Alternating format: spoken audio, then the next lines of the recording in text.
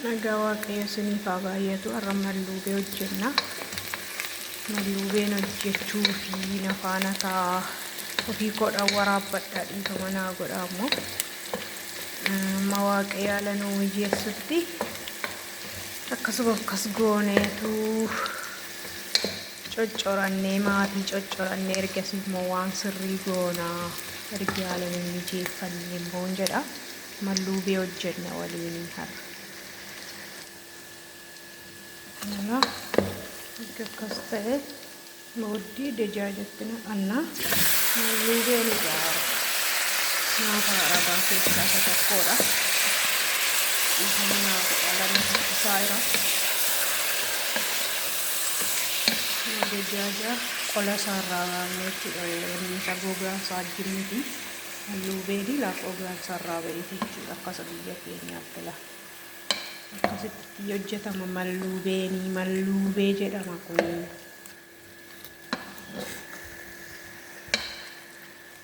akkasitti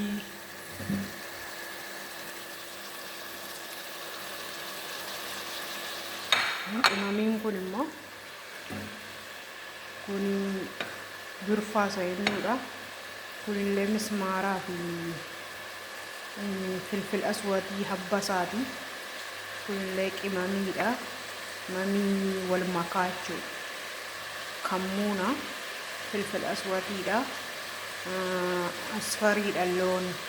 asfarii jedhu asii irdiis miti isaa irdii fakkaatu sana jechuudha kun immoo jijjimbila kun immoo qullubbii adiidha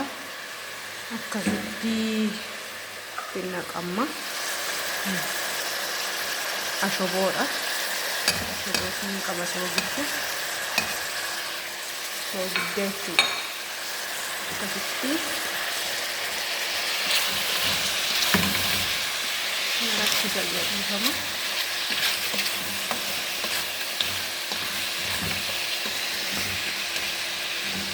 bakki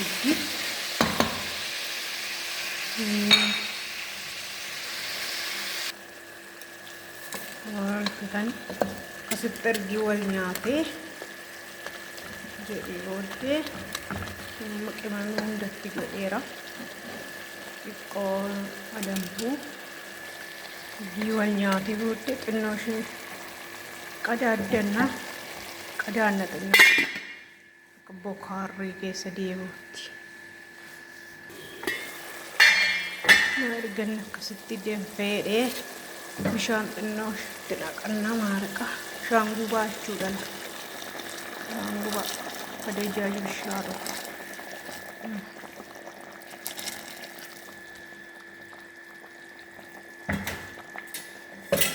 Bisa juga kan?